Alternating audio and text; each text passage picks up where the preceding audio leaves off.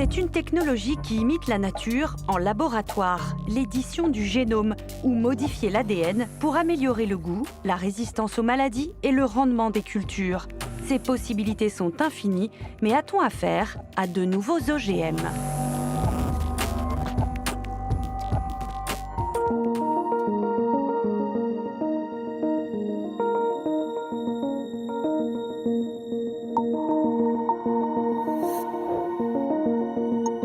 Je travaille dans une station de génétique et d'amélioration des plantes. On travaille beaucoup donc sur le piment, sur la tomate, pour développer des résistances génétiques aux virus. On travaille sur un groupe de virus ARN qui sont très connus, notamment sur pommes de terre pour causer des dégâts. En laboratoire, on va infecter la plante et après on va aller vérifier sur cette plante si elle est sensible ou résistante. Les OGM donc, se caractérisent par l'introduction d'un ADN étranger dans la plante. Les NBT, on va parler d'édition des génomes, New Breeding Techniques, des nouvelles techniques d'amélioration des plantes. On va modifier l'ADN de la plante lui-même pour copier une mutation qui pourrait apparaître naturellement. C'est l'utilisation de biotechnologie pour accélérer un mécanisme. On utilise la méthodologie CRISPR, prix Nobel de chimie l'an dernier. Initialement, ce sont des ciseaux. On va reconnaître de manière très précise une partie du génome et on va ensuite soit le couper, soit le modifier. Comme on a un système très précis, on ne devrait pas modifier ailleurs. Une édition de génome, je ne vois pas de raison d'avoir plus peur qu'une mutation qui apparaît naturellement, vu qu'on copie cette mutation. C'est un outil incroyable. C'est un moyen de pouvoir notamment répondre à des problèmes on va dire, environnementaux, de résistance à la sécheresse, de résistance aux maladies. Dans le monde, les plantes génétiquement modifiées ne font pas l'unanimité. Les États-Unis ont déjà pris un train d'avance. Là-bas, on trouve déjà de l'huile de cuisson à base de graines de soja modifiées. Le Japon, de son côté, a donné son feu vert à des tomates bonnes pour votre cœur, qui contiendraient 5 fois plus d'acides aminés pour faire baisser la tension artérielle. Mais en Europe, ces cultures d'un nouveau genre entrent dans la catégorie OGM et sont donc très strictement encadrées, même si les technologies sont assez différentes.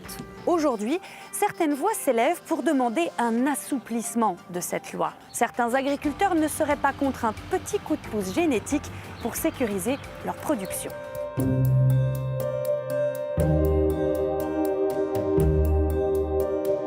Je suis agriculteur dans le Vexin, de père en fils depuis 6 générations.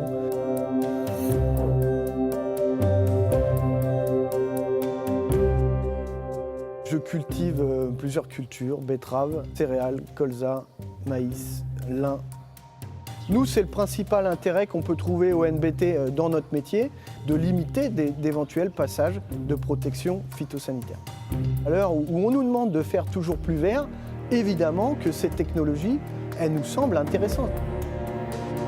L'année dernière, bien sûr, c'était l'année catastrophique pour nous, puisqu'on a subi de plein fouet les attaques du virus de la jaunisse, un virus qui vient attaquer la plante de betterave. On avait, historiquement et dans le temps, lutté contre ce virus avec des molécules, notamment les néonicotinoïdes. Cette molécule a été interdite il y a 3 ans et on s'est retrouvé très impacté par la jaunisse. On a perdu 50% du rendement. Personnellement, j'ai perdu 45 000 € sur la culture de la betterave. Si le gouvernement me dit « il faut vous en passer », je m'en passe. Mais il faut une solution alternative. Sans solution, plus de production.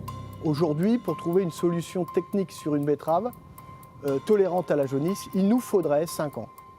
Avec cette technique, on pourrait du jour au lendemain avoir une betterave tolérante. Pour nous, ça présente une des meilleures voies et un meilleur espoir pour trouver une solution à ce problème de jaunisse en betterave.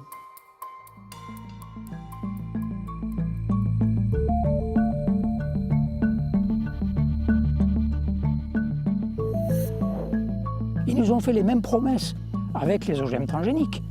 C'est un très gros mensonge. Ils nous ont dit vous allez vous adapter à la sécheresse, vous utiliserez moins de pesticides, vous aurez des caractères nutritionnels. On ne les a pas vus, ces OGM transgéniques, et avec ces techniques-là, ça sera la même chose.